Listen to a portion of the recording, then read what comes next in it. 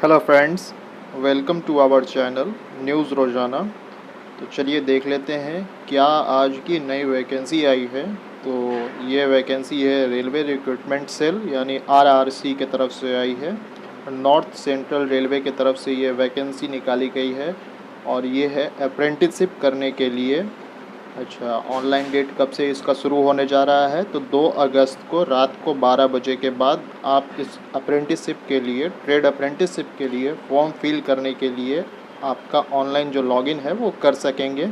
Last date है इसका 1/9 यानी 1 सितंबर तक। आप रात को 12 बजे तक आप इस फॉर्म को फिल कर पाएंगे।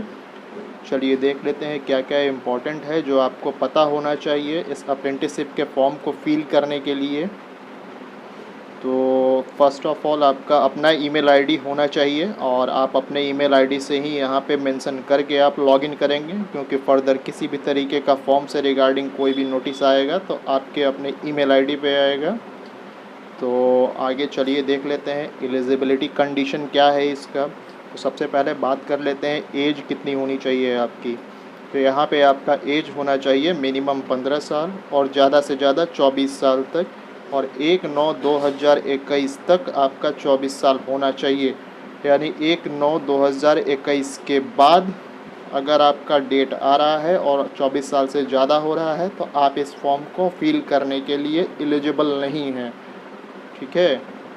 अच्छा, किस तरीके के क्या क्या एज के रिगार्डिंग रिज़र्वेशन है तो SC ST और OBC के लिए देख लेते हैं। तो अपर एज लिमिट 5 साल का आपको रिजर्वेशन का एक्सटेंशन मिलेगा, जो कि शेड्यूल कास्ट और शेड्यूल ट्राइब यानी कि अनुसूचित जाति और अनुसूचित जनजाति के लोग हैं। 3 साल का रिजर्वेशन आपको दिया जाएगा OBC के लिए। PW यानी कि पर्सन्स विथ डिसेबिलिटी यानी कि दिव्यांग लोगों को 10 साल का एज रिलैक्सेशन यहाँ पे दिया जाने की बात बोल रही है। अच्छा, एक्स सर्विसमैन यानी कि पहले से ही अगर कोई सरकारी नौकरी में हैं तो उनको 10 साल का यहाँ पे एक्सटेंशन दिया जा रहा है एज में। यानी आप यहाँ पे अप्रेंटिसशिप अगर आपका 10 साल एज ज़्यादा है, 24 के जगह 34 एज है, तो आप इस फॉर्म को फिल कर सकते हैं अप्रेंटिसशिप करने के लिए। अच्छा, आगे देख लेते हैं एक्स सर्विसमैन जो भी फॉर्म फिल करेंगे और जो उनको रिज़र्वेशन चाहिए होगा वो आप अपने कैटेगरी जो होता है आपका, आप अनरिज़र्व हैं, शेड्यूल कास्ट हैं, शेड्यूल ट्राइब हैं, OBC हैं, उसके रिगार्डिंग यहाँ पे आपको रिजर्वेशन दिया जाएगा। अच्छा, आगे देख लेते हैं क्या क्या है। तो यहाँ ध्यान दीजिएगा कि कितना से लेके कितने के बीच में आपका डेट ऑफ बर्थ होना चाहिए। तो अनरिज़र्व का देख लीजिएगा 1/9/1997 से लेके 31/8/2006 तक इस डेट के बीच का आपका डेट ऑफ बर्थ होना चाहिए। उसी तरीके से शेड्यूल कास्ट का भी देख लीजिए, ST ST का भी देख लीजिए दोनों। And PWD person with disability unreserve का देखिए यहाँ पे दिया हुआ है कि 87 से लेके 2006। अच्छा, देखिए PWD यानी कि ऐसे लोग जो दिव्यांग हैं और SC ST में आते हैं उनको देखिए एज यहाँ पे ज़्यादा दिया जा रहा है। यानी उनका age of date of birth जो है 82 से लेकर 2006। यानी कि आप PWD यानी कि दिव्यांग के रिजर्वेशन का 10 साल अब प्लस 5 साल SC ST में अगर हैं तो उसका भी फ़ायदा उठा सकते हैं। यानी कुल मिला के आपको 15 साल का एज रिलैक्सेशन यहाँ पे दिया जाएगा। ठीक है। और आगे देख लेते हैं एसेंशियल क्वालिफ़िकेशन क्या है। तो क्वालिफ़िकेशन क्या होनी चाहिए आपकी। तो आपका यहाँ पे मैट्रिकुलेशन होना चाहिए, 10+2 एग्ज़ामिनेशन सिस्टम वाला होना चाहिए। ठीक है। और 50% एग्रीगेट मार्क्स होने चाहिए आपके, यानी कि 50% से अगर आपका मार्क्स कम आ रहा है तो आप इस फॉर्म को फिल करने के एलिजिबल नहीं हैं। अच्छा, अलग अलग ट्रेड के लिए अलग अलग एजुकेशनल क्वालिफ़िकेशन है, जैसे कि यहाँ पे ट्रेड वेल्डर, गैस वाले वेल्डर या फिर इलेक्ट्रिक वाले वेल्डर हो गया, वायरमैन हो गया, कारपेंटर हो गया। इनका minimum educational qualification 8th class और किसी भी रिकॉग्नाइज यूनिवर्सिटी से ITI या फिर अलग से इन्होंने कर रखा है नेशनल ट्रेड सर्टिफिकेट है इनके पास। तो ये इन जो ट्रेड वेल्डर का और वायरमैन का और कारपेंटर का ट्रेड है इसको आप ले सकते हैं इस क्वालिफ़िकेशन पे। टेक्निकल क्वालिफ़िकेशन ITI या फिर नेशनल ट्रेड सर्टिफिकेट जो है वो आपका होना चाहिए यहाँ पे। यानी 3 तरह के क्राइटेरिया है एजुकेशनल क्वालिफ़िकेशन का, अकॉर्डिंग टू जो ट्रेड आप चूज करना चाहेंगे उसका एजुकेशनल क्वालिफ़िकेशन अगर आप फुलफ़िल कर रहे हैं तो आप उस फॉर्म को भरिए। वैसे फिटर के लिए देखिए ITI फिटर मांग रहा है, वेल्डर के लिए यहाँ पे ट्रेड ITI वेल्डर से किया होना चाहिए। आर्मेचर वेंडर के लिए आर्मेचर वेंडर का होना चाहिए, मशीनिस्ट के लिए मशीनिस्ट ट्रेड से किया होना चाहिए, कारपेंटर का कारपेंटर, इलेक्ट्रीशियन का इलेक्ट्रीशियन होना चाहिए, पेंटर का पेंटर होना चाहिए, फिर मैकेनिक का मैकेनिक होना चाहिए। ऐसी तरीके से जितने भी ट्रेड हैं उसके रिगार्डिंग जो यहाँ पे आप आईटीआई करेंगे उस रिगार्डिंग में क्या क्या ट्रेड से आपने आईटीआई किया है वो आप देख लीजिएगा। फॉर्म फिल करने से पहले ये सब पता होना बहुत ज़रूरी होता है। द एप्लीकेंट, अगर आपने मैट्रिक का एग्ज़ाम दिया है, आईटीआई का एग्ज़ाम दिया है और आप अगर इंतज़ार कर रहे हैं, रिज़ल्ट नहीं आपका पब्लिश हुआ है और 27/7 के बाद अगर पब्लिश होने वाला है, यानी 27 जुलाई 2021 के बाद अगर आपका रिज़ल्ट पब्लिश होता है तो आप इस फॉर्म को नहीं फिल करिएगा, ठीक है। यानी कि जैसे कि अगर आप लोगों को ऐसा लग रहा है कि डेट 1 सितंबर तक है फॉर्म फिल करने का और आप सोच रहे हैं कि अगस्त में किसी डेट को आपका रिज़ल्ट आ जाता है तो आप इस फॉर्म को फिल कर पाइएगा, तो ऐसा नहीं है। आपका रिज़ल्ट 27 जुलाई 2021 के पहले पब्लिश हो चुका होना चाहिए, तभी आप इस फॉर्म को फिल कर पाइएगा। अच्छा, और भी कुछ खास बातें हैं जैसे कि इंजीनियरिंग ग्रेजुएट लड़के और डिप्लोमा होल्डर जो हैं, they are not eligible to apply apprenticeship in responsible to this notification as they are governed by the separate scheme of apprenticeship. यानी कि जो ग्रेजुएट इंजीनियरिंग किए हुए हैं, डिप्लोमा लिए हुए हैं, वो इस अप्रेंटिसशिप को नहीं भरेंगे। सिर्फ आईटीआई और मैट्रिकुलेशन और 8th पास वालों के लिए ये रिक्रूटमेंट है। हाँ, उनके लिए अलग से अप्रेंटिसशिप ये करवाती है, तो उसका नोटिफिकेशन अगर ये लोग देते हैं तो उस फॉर्म को आप फिल करिएगा। अच्छा, ट्रेड वाइज स्लॉट क्या क्या है क्या नहीं है तो यहाँ नोट कर लीजिएगा कि यहाँ पे रिज़र्वेशन की बात कर रहे हैं तो रिज़र्वेशन तो हम लोगों ने देख लिया है कि किस तरीके के क्राइटेरिया का क्या रिज़र्वेशन होना चाहिए। अच्छा, इकोनॉमिक वीकर सेक्शन के लिए कुछ खास बातें हैं जो आप यहाँ पे देख लीजिए। तो इकोनॉमिक वीकर सेक्शन वाले जो सर्टिफिकेट अपना इशू करवाएंगे वो किसके द्वारा ऑथराइज्ड होना चाहिए, तो डिस्ट्रिक्ट मजिस्ट्रेट या फिर एडिशनल डिस्ट्रिक्ट मजिस्ट्रेट, कलेक्टर का हो गया, डिप्टी कमिश्नर का हो गया, additional deputy commissioner, sub divisional magistrate, taluka magistrate, executive magistrate, extra assistant commissioner, यानी इन सारे लोगों में से किसी एक के द्वारा आपका जो है जो लेटर जो आपका बनेगा, यानी कि जो आपका क्या बोलते हैं उसको ऑथराइज्ड जो आप सर्टिफिकेट शो करिएगा कि आप इकोनॉमिक वीकर सेक्शन में हैं, इनके द्वारा ऑथराइज़ किया हुआ होना चाहिए, यानी इनका सिग्नेचर होना चाहिए कि आप इकोनॉमिक वीकर सेक्शन के तहत आते हैं। अच्छा, क्या होगा पेमेंट एप्लीकेशन फिल करने का, तो 100 रुपये चार्ज लगेंगे इसमें। अच्छा, SC ST और PWD यानी कि SC ST और विकलांग लोग और साथ में वुमेन जो अगर फॉर्म फिल कर रही हैं, लड़कियां जो फिल कर रही हैं, उसके लिए पेमेंट नहीं लिया जाएगा।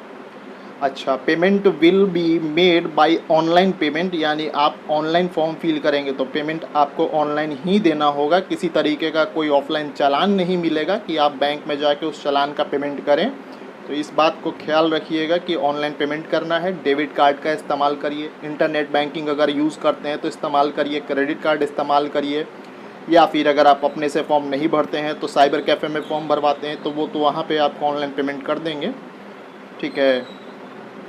आगे कुछ देख लेते हैं जैसे कि मेडिकल फिटनेस और फिज़िकल स्टैंडर्ड की कुछ बातें चल रही हैं। तो यहाँ पे देख लीजिए, selected candidate called for document verification will have submit medical certificate in the prescribed pro forma, यानी मेडिकल सर्टिफिकेट आपको लेके जाना है जो कि एक गवर्नमेंट ऑथराइज्ड डॉक्टर जो कि गस्टेड ऑफिसर, गस्टेड का उसके पास मान्यता होना चाहिए, उससे आप यहाँ पे आप अपना मेडिकल बनवाइएगा और उसको सबमिट करना है। अगर स्टेट हॉस्पिटल है, राज्य का हॉस्पिटल है, वहाँ से करवा सकते हैं, ठीक है। अच्छा, डिसेबल लोगों के लिए कुछ अलग अलग तरीके के कंडीशंस रखे हैं, जैसे कि देख लेते हैं फिटर के ट्रेड के लिए क्या डिसेबिलिटी है तो आप फॉर्म को भर पाइएगा। तो lower limb partially damage from one side can be accommodated. अच्छा, वेल्डर के लिए क्या है, तो a person without leg and without 3 finger of one hand can be accommodated, यानी कि अगर वेल्डर के लिए आप फॉर्म फिल कर रहे हैं, अगर आपका जो डिसेबिलिटी है उसके तहत आपका अगर एक लेग नहीं है और किसी एक हाथ में 3 फिंगर्स नहीं है तो ये आप फॉर्म फिल कर सकते हैं। इससे ज़्यादा आपका विकलांगता नहीं होनी चाहिए, नहीं तो आप इस फॉर्म को फिल नहीं कर पाएंगे। इलेक्ट्रीशियन की अगर बात कर लें तो partially lower limb student can be accommodated, ठीक है। अच्छा, स्टेनोग्राफर की बात कर लें तो उसमें भी अलग अलग तरह का ब्लाइंडनेस है या फिर अलग अलग तरीके की डिसेबिलिटी है, वो आप देख लीजिएगा। OA किसके लिए एब्रिविएशन है वो आप चेक कर लीजिएगा। अच्छा, ट्रेड फिटर की अगर बात कर ले, प्लम्बर की बात कर ले, तो लो विज़न अगर उसका 6/18 6/60 है without best correction, better eyes, reduce of field less than 50 degree. यानी ये अलग अलग तरह का क्राइटेरिया है जो विज़न यानी कि दृष्टि से अगर जिसके मतलब देखने में जो असुविधा है वो आप देख लीजिएगा कि आपके जो दृष्टि है वो मतलब देख पाने का क्या आपका डिसेबिलिटी है, उसके तहत ये दिया गया है। अच्छा, हियरिंग के लिए भी कुछ है, फिटर, वेल्डर और कारपेंटर। डीफ हो गया, डीफ का मतलब बहरापन हो गया, डम्ब हो गया, डीफ एंड डम्ब मूक लोगों के लिए अलग अलग तरह का रिजर्वेशन रखा है इन्होंने अलग अलग ट्रेड में। अच्छा, मल्टीपल डिसऑर्डर की बात कर ले तो मल्टीपल डिसऑर्डर के लिए क्या क्या यहाँ पे आप देख सकते हैं। अच्छा, मोड ऑफ सिलेक्शन क्या होगा, तो ध्यान देने वाली बात है कि किस प्रकार से आपको ये सेलेक्ट करेगा। तो इसकी बात अगर कर ले तो इसका मेरिट लिस्ट बनेगा आपके मैट्रिकुलेशन में 50% अंक और आईटीआई में जो आपने एग्जामिनेशन दिया है उसके अंक के आधार पे आपको यहाँ पे कॉल किया जाएगा अप्रेंटिसशिप के लिए। अच्छा, इसके साथ कुछ ऐसे पोस्ट भी थे जो कि 8th पास और आईटीआई के पास होने के बाद आप उस फॉर्म को फिल कर सकते थे, जैसे कि वेल्डर का था, गैस और इलेक्ट्रिक वेल्डर का, तो उसमें आपके यहाँ पे 8th क्लास के मार्कशीट के अकॉर्डिंग आपको कॉल किया जाएगा।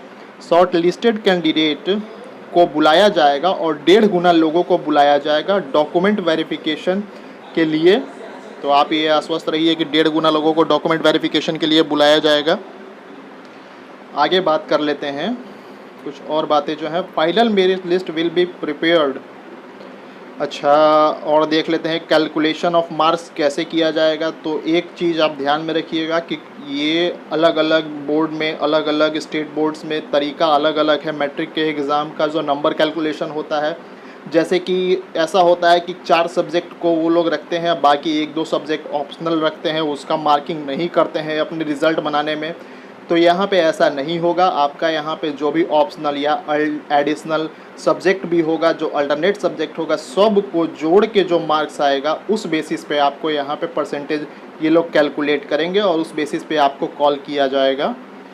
और आगे देख लेते हैं, अगर आप सीजीपीए आपका है यानी मार्क्स सिस्टम नहीं है तो आप अपना सीजीपीए किस बेस पे आपका सीजीपीए से परसेंटेज कैलकुलेट होता है उस परसेंटेज को आप लिखेंगे। सीजीपीए में ए, बी और सी कैटेगरी का यहाँ पे कोई ज़रूरत नहीं होता है, यहाँ पे आपको परसेंटेज लिखना होगा। अच्छा, मेरिट लिस्ट जो होगा वो कैसे बनाया जाएगा उसकी बातें कर लेते हैं। यहाँ पे देख लीजिएगा कि यहाँ पे आपका मेडिकल फिटनेस का आप सर्टिफिकेट, डॉक्यूमेंट वेरिफिकेशन, ये सब तो हमने पहले ही बता दिया। अच्छा, ट्रेनिंग पीरियड कितने दिनों की होगी, तो ट्रेनिंग पीरियड आपका 1 ईयर यानी 1 साल का होगा। ठीक है, स्टाइपेंड के रूप में आपको कुछ राशि दी जाएगी, तो वो आप ध्यान रखिएगा कि स्टाइपेंड मतलब होता है कि आप अप्रेंटिसशिप कर रहे हैं उस समय आपको कुछ ना कुछ मेहनताना दिया जाएगा। ठीक है, मोड ऑफ एप्लीकेशन कैसा होगा, तो मोड ऑफ एप्लीकेशन जैसा कि पहले ही बताया मैंने कि ऑनलाइन एप्लीकेशन आप फिल करिएगा। आधार नंबर आपको देना होगा यहाँ पे। अगर आपने आधार नंबर नहीं रखा हुआ है तो आपने अगर इनरोल कराया है आधार के लिए तो उसमें जो स्लिप मिलता है उसमें 28 डिजिट का आधार इनरोलमेंट आईडी होता है, आप उसका भी इस्तेमाल कर अच्छा नहीं, आप उसका इस्तेमाल नहीं कर सकते हैं, आपके पास आधार कार्ड होना चाहिए। ठीक है, अपना मोबाइल नंबर यहाँ पे डालिएगा, मोबाइल नंबर देना मस्ट है यहाँ पे। ईमेल आईडी आप अपना रखिए, बिल्कुल मस्ट है वहाँ पे। अच्छा, डॉक्यूमेंट्स वगैरह जो भी अपलोड करना है वो कितने केबी में करना है वो आप देख सकते हैं। सर्टिफिकेट जो है, आप जो भी सर्टिफिकेट 8th क्लास का, 10th क्लास का, आईटीआई का या फिर नेशनल ट्रेड सर्टिफिकेट जो आप लगाने वाले हैं यहाँ पे, वो 50 से लेके 200 केबी के बीच में होना चाहिए। आगे बात कर लेते हैं, फ़ोटोग्राफ्स जो है वो कितने केबी के बीच, 20 केबी से लेकर 70 केबी के बीच में, जेपीजी या फिर जेपीईजी फॉर्मेट के बीच में होना चाहिए। अच्छा, आपका जो फ़ोटोग्राफ्स है वो 1 मंथ से पुराना नहीं होना चाहिए, अनक्लियर नहीं होना चाहिए। कैप या फिर गॉगल्स आपने यूज़ किए हैं तो आप उसका यूज़ नहीं करेंगे। सिग्नेचर का यहाँ पे आपको अपलोड करना है, सिग्नेचर को भी, और सिग्नेचर कितने केबी के बीच में, तो 20 से 30 केबी के बीच में होना चाहिए। अच्छा, ये तो किस कारण से आपका फॉर्म रिजेक्ट होगा, तो आप फॉर्म फिल करिए सही से, तो रिजेक्ट क्यों होगा तो उसके पढ़ने की आवश्यकता नहीं है यहाँ पे। एंड और भी कुछ बातें हैं जो यहाँ पे देखनी चाहिए, तो यहाँ पे देख लीजिए कि अगर आपका सिलेक्शन होता है तो बोर्ड के तरफ से यानी कि आरआरसी के तरफ से किसी तरीके का आपको होटल या फिर अकोमोडेशन नहीं दिया जाएगा। आपको उसके अपने बेस पे अरेंज करना होगा कि आप कहाँ रहेंगे और कैसे अपना वहाँ से आप अपना कोर्स करेंगे, अप्रेंटिसशिप करेंगे, वो आपको खुद से तय करना होगा। किसी तरीके का आरआरसी आपको किसी तरीके का कोई एकोमोडेशन नहीं देने जा रही है यहाँ पे। अच्छा,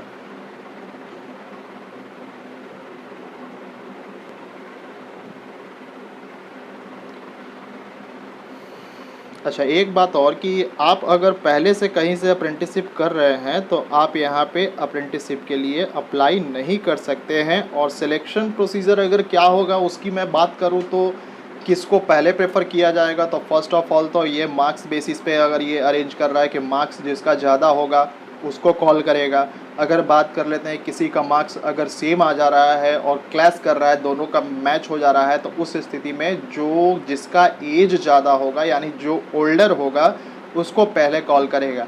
अच्छा मान लीजिए कि नंबर भी मैच कर गया, एज भी अगर मैच कर जा रहा है, तो किस हिसाब से आपको कॉल करेगा, तो उसमें वो ये देखेगा कि जिसने पहले मैट्रिकुलेशन किया है यानी कि जिसने पहले 10th का एग्ज़ाम दिया है, यानी मान लीजिए कि किसी ने 2004 में 10th का एग्ज़ाम दिया, 2000 दूसरे ने 2005 में 10th का एग्ज़ाम दिया है, तो सबसे पहले ये 2004 वाले को कॉल करेगा यहाँ पे अप्रेंटिसशिप करने के लिए। अच्छा एक बात और आपके साथ प्लस पॉइंट है कि इट्स नॉट नेसेसरी कि आप सबको यहाँ पे कॉल करें, बट वेटिंग लिस्ट ये लोग बना के रखेंगे कि फ़र्दर अगर किसी तरीके का डॉक्यूमेंट वेरिफिकेशन या फिर मेडिकल अनफिटनेस होती है या फिर एब्सेंट होता है, तो उस जगह पे वेटिंग लिस्ट में जो कैंडिडेट होंगे उनको ये फ़र्दर कॉल करेगा अप्रेंटिसशिप के लिए। तो ये इतनी सी बातें थी। बाकी ट्रेड में कितने सीट्स हैं, कितने वैकेंसीज़ हैं, कितने कितने ट्रेड में कितने कितने सीट रिज़र्व हैं किस कोटा के लिए, वो आप यहाँ पे ज़्यादा डिटेल्स देख सकते हैं। तो आज के लिए इतनी ही जानकारी थी। अगर किसी तरीके की और भी फर्दर न्यूज़ आती है रेलवे से या फिर अप्रेंटिसशिप या फिर अलग किसी भी तरीके की कोई भी वैकेंसी आती है, तो आपको हमारे चैनल न्यूज़ रोज़ाना पे रोज़ अपडेट कर दिया जाएगा। तो थैंक यू वेरी मच। अगर आपको वीडियो अच्छी लगी हो, हेल्पफुल लगी हो, तो आप वीडियो को देखिए, पूरा देखिए, लाइक करिए और साथ में सब्सक्राइब करिए। Thank you very much.